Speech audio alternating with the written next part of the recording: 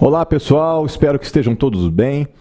Mais uma aula aqui do nosso curso Ponto Jus, o curso que levará você à aprovação na segunda fase do OAB em Direito Penal. Mais uma aula hoje, cremos que nós conseguiremos ter ver vários institutos, você vai aprender mais um monte de coisa aqui nessa preparação que você está fazendo para OAB. Antes de entrarmos na nossa aula, gostaria de comentar algo rapidinho com vocês. Tem um texto na Bíblia que está lá em Gálatas, é uma carta que o apóstolo Paulo escreveu, em que ele diz: tudo que o homem plantar, isto ele colherá. Eu sei que é uma passagem bíblica, é um texto de cunho espiritual, porém não há como negarmos que isso tem relevância e tem significado em todas as áreas da nossa vida. Tudo que a gente planta, a gente colhe. Aqueles que plantam gula, comem muito, bebem muita Coca-Cola, comem pizza, não tem jeito. Vai colher o quê? Obesidade. Simples assim. Quem planta ociosidade vai colher o quê? Os frutos da ociosidade. Muito bem, você está plantando estudos, você está plantando uma determinação, uma força de vontade que está direcionada ao conhecimento da prova da OAB. O que você vai colher? Você vai colher conhecimento e aprovação. Simples assim. Então persista, continue plantando estudo, continue plantando esforço nisso que você começou. E não pare, não desista, que com certeza o final você colherá aquilo que você quer, que é a aprovação para a OAB. Muito bem, vamos para a análise de mais algumas questões de provas da OAB, concursos passados, provas elaboradas pela FGV. Questão número 1, estou na prova número 15, questão número 1. Miguel foi condenado pela prática do crime previsto no artigo 157, parágrafo 2º, inciso 5 do Código Penal. A pena privativa de liberdade de 5 anos e 4 meses de reclusão e 13 dias multa. Após cumprir 4 anos da reprimenda penal aplicada, foi publicado no dia 24 de dezembro de 2013 um decreto prevendo que caberá indulto para o condenado à pena privativa de liberdade não superior a 8 anos que tivesse cumprido 1/3 da pena, se primário, ou metade se reincidente, além da inexistência de aplicação de sanção pela prática de falta grave nos 12 meses anteriores ao decreto. 5 dias após a publicação do decreto, mas antes de apreciado seu pedido de indulto, Miguel praticou falta grave, razão pela qual teve seu requerimento indeferido pelo juiz em atuação junto à vara de execução penal. Considerando apenas as informações contidas na presente hipótese, responda aos itens a seguir. Com a medida processual diferente do habeas corpus deve ser adotada pelo advogado de Miguel e qual seria o seu prazo? Volta aqui para mim. Pessoal, mais uma vez, agravo em execução.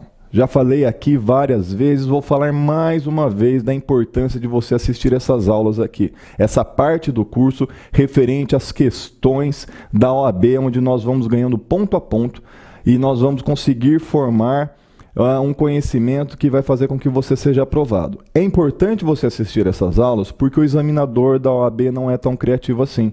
Esta questão referente a agravo em execução, eu já falei com vocês várias vezes nas aulas anteriores. E mais uma vez aqui o examinador quer saber, numa decisão proferida pelo juiz da vara de execuções criminais, cabe qual recurso? Diferente do habeas corpus. Execução penal, cabe habeas corpus? Cabe sim, é claro que cabe. Mas e diferente do habeas corpus, o que cabe? Um único recurso, agravo em execução.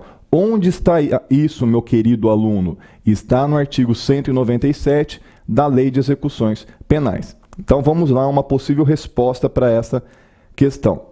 A medida processual adequada ao caso é a interposição de recurso de agravo, nos termos do artigo 197 da Lei de Execuções Penais, número 7.210 de 1984, que prescreve que das decisões do juiz cabe agravo. Volta para mim.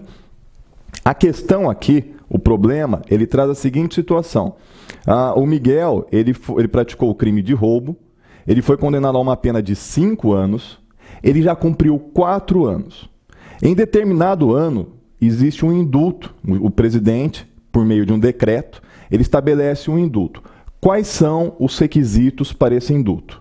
Cumprimento de grande parte da pena, e o Miguel já tinha cumprido, ele pegou 5 anos e já havia cumprido 4. Muito bem.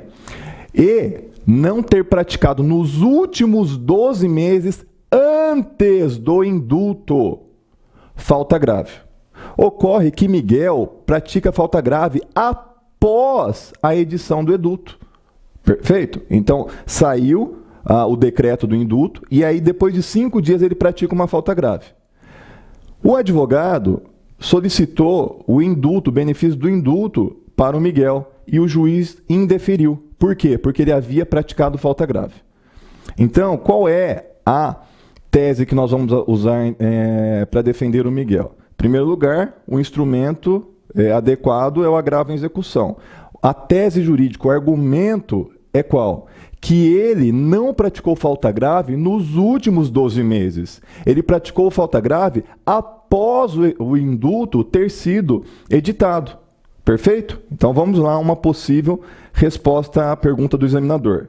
Miguel faz jus ao benefício do indulto? Resposta: sim, pois conforme o enunciado informa, o decreto de indulto previa que apenas impediria o benefício a punição pela prática de falta grave nos 12 meses anteriores à sua publicação. Diante disso, a prática de falta grave após a publicação do decreto, ainda que antes da análise do requerimento do benefício pelo órgão competente, não impede sua concessão, respeitando-se assim o princípio da legalidade. Além disso, Miguel preenche todos os outros requisitos estabelecidos pelo indulto. Volta aqui para mim, essa questão aqui o examinador ele foi relativamente bonzinho, estava tranquilo, dava para nós enfrentarmos sem nenhum grande problema. Muito bem, vamos para a nossa segunda questão de hoje. Durante o inquérito policial que investigava a prática de crime de extorsão, mediante sequestro, esgotado o prazo sem o fim das investigações, a autoridade policial encaminhou os autos para o judiciário, requerendo apenas a renovação do prazo. O magistrado, antes de encaminhar o feito ao Ministério Público, verificando a gravidade em abstrato do crime praticado, decretou a prisão preventiva do investigado. Considerando a narrativa apresentada, responda aos itens a seguir. Volta aqui para mim. Pessoal, olha a situação. Existe um crime de extorsão mediante sequestro que está em apuração. Extorsão mediante sequestro é um crime bastante grave. Imagine você sendo sequestrado, sendo levado em cativeiro, e a pessoa pedindo resgate para a sua família. É algo que é bárbaro. Quando nós vemos na TV, nos jornais, uma notícia dessa, é algo que realmente nós temos como algo bastante grave. É um crime hediondo, é um crime bastante relevante para a sociedade. O delegado de polícia está fazendo a investigação dessa extorsão mediante sequestro. Ele não acabou a investigação. O delegado de polícia, você sabe, ele tem o prazo de 10 dias para concluir a investigação em inquérito policial se o investigado estiver preso. Se o investigado estiver solto, ele tem 30 dias para efetuar essa investigação. Se ele não concluir a investigação em 30 dias, o que ele faz? Ele encaminha o inquérito para o fórum, solicita ao juiz prazo, prorrogação de prazo. O que na praxe geralmente ocorre? Manda para o juiz analisa, manda para o promotor de justiça, o promotor de justiça vai escrever assim, no inquérito: nada opor quanto ao pedido de prazo. Volta para o juiz e o juiz diz o seguinte, dá um despacho: concedo o prazo de 30 dias para novas diligências. E volta o inquérito policial para a delegacia de polícia. O que o problema está trazendo é que o juiz de direito, ao receber o inquérito, ele vendo a gravidade em abstrato. O que é gravidade em abstrato? Simplesmente a hora que você ouve qual é o crime que foi praticado, você já fala, esse crime é grave. Então, por exemplo, estupro, ou estupro é grave. Extorsão mediante sequestro é grave. Em abstrato, o simples fato de falar o nome do crime, você já pressupõe ser um crime grave. É isso. O juiz, pela gravidade em abstrato do crime, ele faz o quê? Decreta a prisão preventiva. Só que o delegado não havia pedido e o promotor de justiça também não havia pedido. Uma coisa que você tem que entender. Existe a investigação policial e existe o processo penal. São dois momentos distintos. Creio eu que você já sabe disso, você que gosta mais da área penal. Então, a persecução penal no Brasil é feita em dois momentos. Uma fase pré-processual, que se dá na investigação, inquérito policial em regra, que quem preside é o delegado de polícia. E uma fase processual. Quem preside, quem é o presidente do processo? O juiz de direito. Muito bem. Você sabe que no Brasil nós nos utilizamos do sistema acusatório. Qual é a principal característica deste sistema acusatório? Existe um órgão que investiga, que é a polícia. Um órgão que acusa, que é o Ministério Público. Um órgão que julga, que é o Poder Judiciário. Um órgão que defende, Defensoria Pública ou OAB, onde você vai entrar daqui a alguns dias. Muito bem. O juiz de direito, ele não preside o inquérito policial. Então, ele não faz a investigação. Se ele não faz a investigação, ele tem que ser quem? Ele tem que ser imparcial na investigação. Bom, se não tem o pedido de prisão por parte do delegado, nem por parte do promotor de justiça, ele, de ofício, não pode decretar a prisão preventiva na fase de inquérito. Eu vou falar mais uma vez. Na primeira parte da persecução penal, na fase de inquérito, o juiz de direito, ele não pode decretar de ofício, sem que ele tenha sido provocado pelo delegado de polícia ou pelo promotor de justiça, a prisão preventiva do investigado. Ele não pode decretar. Ele pode decretar de ofício a prisão preventiva dentro do processo, porque no processo ele é quem é o presidente. Perfeito? Então vamos lá, a resposta. Poderá o magistrado adotar tal medida? Justifique.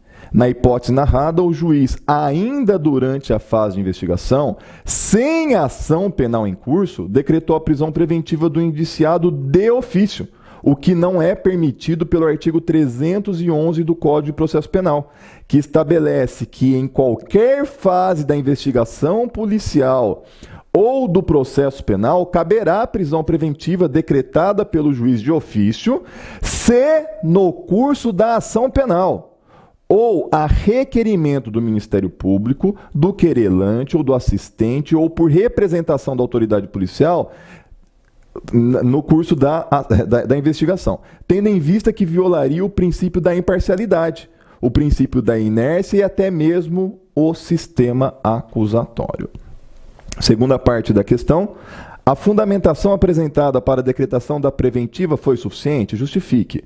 Ainda que a decretação da prisão preventiva de ofício neste momento fosse admitida, a fundamentação apresentada seria insuficiente, pois a gravidade em abstrato do crime não pode justificar a aplicação da prisão preventiva, posto que o artigo 312 do Código de Processo Penal estabelece que tal modalidade de prisão somente pode ser decretada desde que tenha por objetivo garantir a ordem pública, garantir a ordem econômica, por conveniência da instrução criminal ou para assegurar a aplicação da lei penal. E nenhuma dessas situações está presente no enunciado. Volta aqui para mim. A prisão preventiva, ela não pode ser decretada pelo juiz simplesmente porque o fato, ele é grave em abstrato, pela gravidade em abstrata do fato. Tem que haver alguma dessas circunstâncias que o 302 traz e o enunciado não traz. Então, aqui está uma possível resposta a essa indagação do examinador. Pessoal, vamos ao nosso primeiro intervalo e já já nós voltamos.